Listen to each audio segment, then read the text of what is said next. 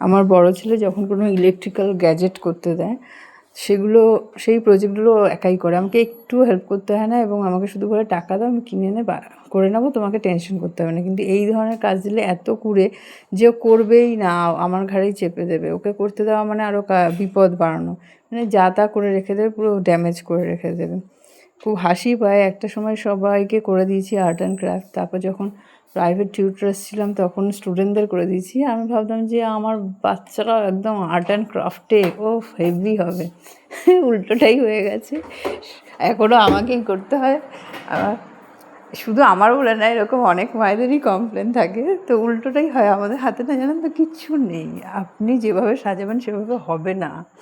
আর যারা গায়ের জোরি করে বলে না যে আমরা এরম করতে হয়, ওরম করতে হয়, ওগুলো আপনারা পেয়ে গেছেন বলে, ওই রকম মানে মেনটেন বাচ্চা পেয়ে গেছেন বলে ওটা হয় না সবার লাইফে।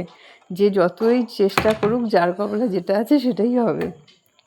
তো অনেক প্যারেন্টসকেই আমি দেখেছি খুব গর্ব করে বলে, প্যারেন্টিংয়ের গল্প করে।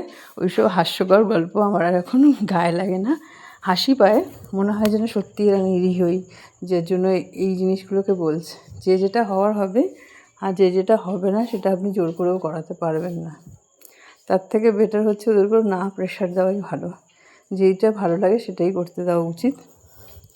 হ্যাঁ, ওদের তো শুধু খেলতেই ভালো লাগবে, এটা তো ঠিকই, কিন্তু ওরা যেভাবে বুঝবে ঠিক সেইভাবেই আমাদের বোঝানো দরকার। ওরা যেইটুকু নিতে পারবে আমাদের সেইটুকুই দেওয়া উচিত, সহজভাবে বোঝানো উচিত, চাপ দেওয়া উচিত না একদম।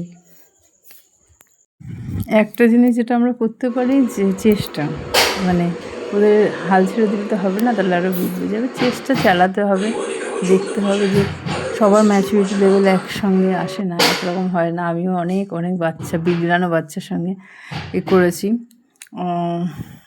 সঙ্গে মিশেছি, পড়িয়েছি। তো এরকমও আছে প্রচুর, সবচেয়ে বিগড়ে যাওয়া বাচ্চাটা এখন ভালো পজিশন আছে এবং ভালো কাজ করছে, এরকম অনেক গল্প আছে।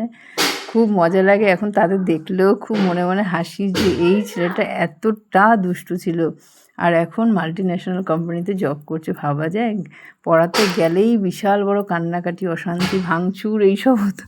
তো ভালো লাগে এগুলো দেখলে। তবে এগুলো কিন্তু কিচ্ছু আপনার হাতে নয়। আমিও এখন আমার ক্লাসের অনেক ব্যাক বেঞ্চার্সদের দেখি খুব ভালো পজিশনে আছে, বা ভালো পজিশনে কাজও না করে, সে ভালো ফ্যামিলিতে আছে, একদম